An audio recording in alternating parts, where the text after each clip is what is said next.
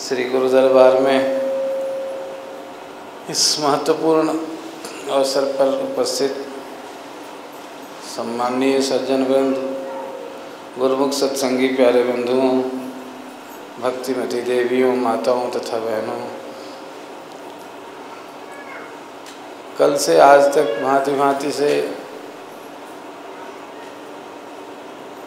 सद्गुरुदेव के प्रति अपने प्रेम उद्गार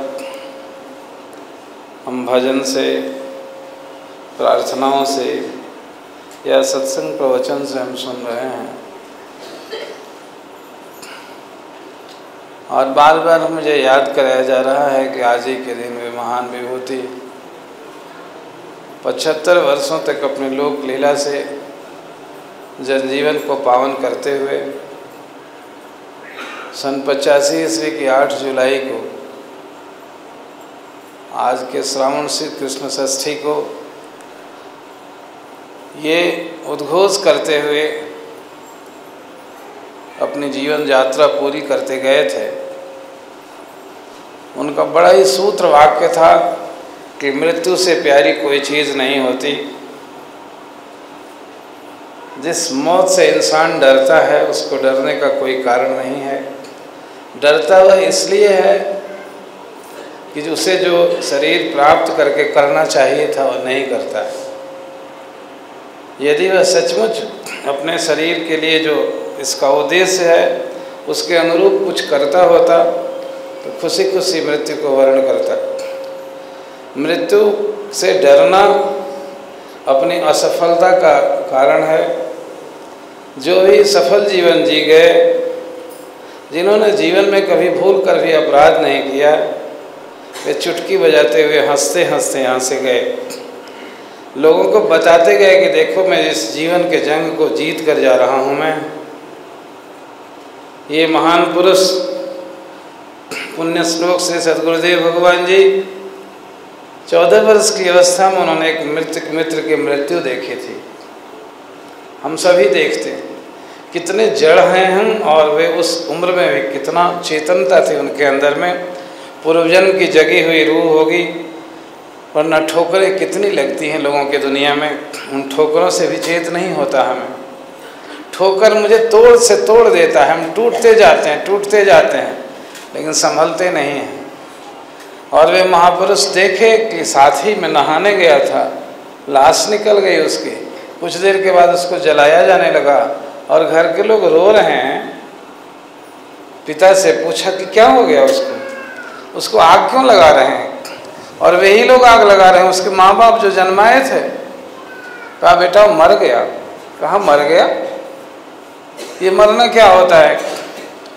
कि मैं भी मरूंगा, मुझे भी आप जलाएंगे?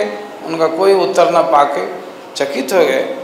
अब मैं तो स्कूल से कुछ देर तक नहीं आता तो आप रोने लगते हैं, मुझे कलेजे में सटाए रहते हैं, अपना खाना हराम करके मुझे खिलाते हैं। जब तक मैं खाया नहीं होता आप मुझे दिन भर तक उपवास रहते हैं, खाते नहीं हैं। इतना प्राणों से प्यार इकलौता थे वे, इतना प्यार करते हैं और आप भी मुझे आग में झोंक देंगे? बड़ा बेकार है संसार का ये रिश्ता, संसार का यह प्यार करना बड़ा झूठा है। पिताजी ये मृत्यु से कोई जीतने का कोई उपाय है? जैसे कोई मरे नहीं आप। कहे बेटा भगवान जिसको मिल जाते हैं वह नहीं मरता है। तब कहते हैं कि तब सभी लोग वही काम क्यों नहीं करते, भगवान को पाने का काम करते? ये सब लोग धंधा, नौकरी, चाकरी, दुनिया की चीज़ें करते हैं। भगवान के पाने के लिए तो किसी को नहीं देखते, उत्सुकता होती है। सारा दिन और काम करते हैं, आधा घंटा के लिए तो पूजा करते हैं। आधा घंटा के लिए ही और काम करना चाहिए था और 23.5 घंटा उनको दूसरा ही काम करना चाहिए था। ये तो कोई करता नहीं है। जो जरूरी है उसको कम करते हैं, जो बिल्कुल जरूरी नहीं है उसके लिए रात दिन करते हैं। और करते भी हैं पूजा, तो पूजा करने का जो तरीका हमारा है हम जानते ही हैं। गुरु महाराज जी चिढ़ाते हुए कहते थे माला जपता है, 10 बज गया, ऑफिस का टाइम हो गया, तब तक मित्र से गप करते रहे और जल्दी जल्दी नहाया, अगरबत्ती दिखाई और लेके माला जपने लगे। राम राम राम राम राम राम। नौकर को डांटते हैं जरा साइकिल झाड़ के रखना, राम राम राम राम राम राम। कहते हैं पत्नी को कि जरा खाना लगा के रखना, राम राम राम राम। जरा पंखा करके गर्म ना हो जल्दी से, बस आधी माला रह गई है, राम राम राम राम। जरा ऑफिस की चाबी रख देना, कहीं छूट न जाए। राम राम राम राम, अरे अमुक वाला सूट निकाल के रख देना, आज अफसर आने वाले हैं, जरा ठीक से पहन के जाऊंगा। महाराज कहते थे कि बताओ, आधा घंटा टाइम भी दिया तो साइकिल राम, चाबी राम, दुकान राम, अफसर राम और सूट राम, ये राम कैसे तारेंगे तुमको? ठसाठस तो संसार भरा हुआ है। महाराज कहने लगे कि जिसको पाना चाहिए था उसके लिए कोई कुछ नहीं करता, जिसको नहीं पाना चाहिए था, जितना हेत हराम से उतना हरि से होत, तो चला जाए वैकुंठ में पला न पकड़े कोई। हराम से इतना हेत, और जिसके लिए अरे जही तन दियो ताहि बिसरायो, ऐसो नमक हरामी। जिसने सब कुछ दिया, जिसने प्राण दिया, जिसने धरती चांद आकाश हवा पानी दिया, हमारे जीने का साधन दिया, उसकी जरा भी याद नहीं। और जो मुझे आग में जलाएंगे उनकी रात दिन याद करते हो तुम? कैसे अभागे हो? पागल नहीं हो तो क्या हो तुम? कहने लगे कि तो बेकार है यहाँ रहना, और उस भगवान को पाके छोड़ूंगा मैं, ताकि जलना ना पड़ेगा पिताजी। और रोते रहे।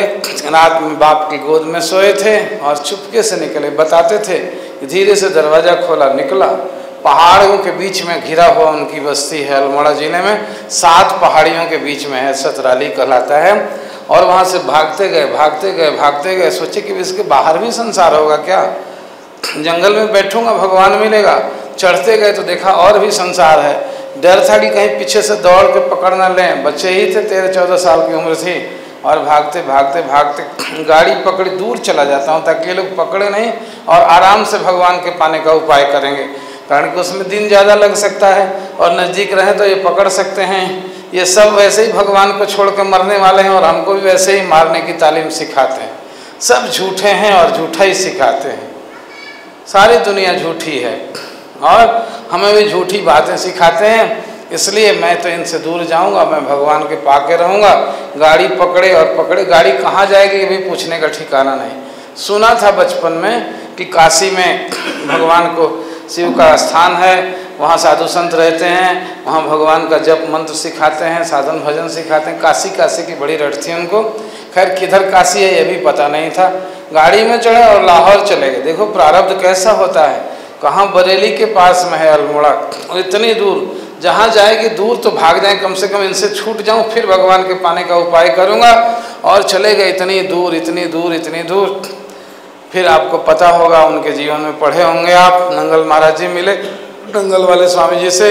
उन्होंने जाके कहा, प्रभु आप तो साधु हैं, आप तो भगवान को पाते होंगे या पाने में लगे हुए होंगे या पा चुके होंगे, मुझे भी भगवान को पाना है और मैं ब्राह्मण हूँ, मैं अकेला बेटा हूँ माँ बाप का, और मुझे आप बता दीजिए, मैं ब्रह्म को पाऊँगा। कहने लगा तो उसके बदले में क्या दोगे? दिला तो दूंगा। कहे आप जो कहिएगा सो दे दूंगा। जब सारी दुनिया छूट ही जाने वाली है, दुनिया के लोग जलाने ही वाले हैं, तो इनको मारो लाख, सब कुछ दे दूंगा, आप मुझे भगवान को बता दीजिए। उन्होंने कहा कि सिर लूँगा। सिर टेक दिया उन्होंने और चाकू रख दिए सिर पर। ले लूँ गर्दन? हाँ ले लीजिए। ले लूँ गर्दन? हाँ ले लीजिए। लेकिन भगवान जनाइएगा जरूर। बहुत कट्टर थे, बहुत निर्भीक थे। बड़े होने पर भी बचपन में तो स्वभाव ऐसा ही था, डर तो जानते ही नहीं थे किसी से। कह रहे कि बाबा जी काट देंगे तो पुलिस पकड़ लेगी इनको, इसलिए काट के जिला जरूर देंगे, लेकिन इनसे भगवान जाने बगैर छोड़ेंगे नहीं पल्ला इनका। बाद में बताते थे कि मैं मन में यही जान के दांत पीसे हुए था, थोड़ा दर्द ही करेगा ना, इसलिए कटवा लेता हूँ, लेकिन ये काट के जिलाएंगे नहीं तो इनको पुलिस का डर नहीं है, पुलिस पकड़ लेगी, इसलिए इनको जिलाने भी जरूर आता होगा। और फिर जिला देंगे तो भगवान को बता देंगे, बस बात मेरा बन जाएगा। काट लीजिए, दर्द करेगा तो करेगा। 2-4 बार जब हाँ कहा एकदम तेज चाकू रख के, वाह हो बड़े पक्के हो, बड़े पक्के हो, बड़े पक्के हो, वाह वाह बेटा, मैंने ले लिया, चलो। और तुम्हारा सिर लेके तुम्हें ही वापस किया मैंने, ये रखे रहना, जब जरूरत होगी तो मांग लूँगा। और अब आओ बताता हूँ। और उन्होंने मंत्र फूंक दिया कान में, ये जप करना, ऐसे ध्यान लगाना, ऐसे बैठना। और महाराज कहते थे कितना संकल्प था, कितना अंतःकरण साफ था कि पहले ही दिन दीक्षा दी उन्होंने। और आसन लगा के बैठने के टेस्ट करके देखता हूँ, गर्दन तो ले ही लिया इन्होंने, अब देखता हूँ कि भगवान मिलता है कि नहीं। मैंने पूछा महाराज जी क्या हुआ? कहा क्या हुआ, मुझे समाधि लग गई, मेरे शरीर की सुधि नहीं रही, मैं 1.5-2 घंटा में बेसुध पड़ा रहा, मेरी सुरती चढ़ गई ऊपर, मुझे अनहद नाद सुनाई पड़ने लगा, मैं ज्योति से भर गया मेरा शरीर, ऐसा हो गया बेटा, मुझे प्रकंप हो गया शरीर में। दौड़े हुए कह रहे वो लड़का कहाँ गया, उसको कुछ खिलाओ पिलाओ। किसी ने देखा वो तो कमरे में बैठा है, उसको बुला लाओ, कहा होश ही नहीं है शरीर में। दौड़े हुए गए कि क्या हो गया इसको, जाके नज़दीक देखा, वक्षस्थल देखा, नाड़ी देखी और देखा सुरती चढ़ी हुई। तो जोगी थे, आश्चर्य कर गए, अरे जिस स्थिति को प्राप्त करने में बड़े बड़े योगियों को 50 साल लग जाते हैं, जीवन भर लोग झक मारते हैं, तब भी वृत्ति ऊपर को नहीं जाती, और ये पहले ही दिन आया, अभी दीक्षा दी और इसको समाधि लग गई। वाह वाह, ये तो बना बनाया परमहंस आ गया। और कह के फिर चले गए, कहा वहाँ देखते रहो, कोई उसको डिस्टर्ब न करे।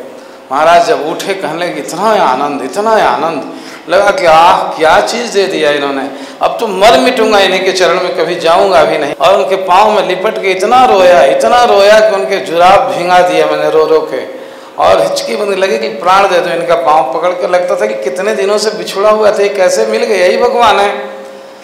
महाराज हंसने लगे, कहे बेटा बहुत भूले, बहुत भूले, बहुत भूले, अब अपने घर आ गए हो, खुशी मनाओ, खुशी मनाओ। अब तो रोने का दिन गया। और पीठ ठोके उन्हें उठाया और उन्हें कृतार्थ कर दिया। उनकी खूब सेवा की, खूब सेवा की। ये जो हम कह देते हैं ये गुरु तार देते हैं, गुरु उबार देते हैं, उनसे तरवाने की शर्त जो है पूरी करेंगे तब तो तारेंगे वे। वह शर्त यही है, अभी थोड़ी देर पहले कहा था कि गली गली ढूंढत फिरे बिन सिर को धड़ कौन। बिना सिर का जो धड़ होगा, बड़ा बिना सिर के बनने में कितने जन्म लग जाते हैं। सिर उतरता है भला, अपने से अपना सिर कटता है किसी का। हम तो इसको और मोटा किए जाते हैं, हम और मोटा किए जाते हैं।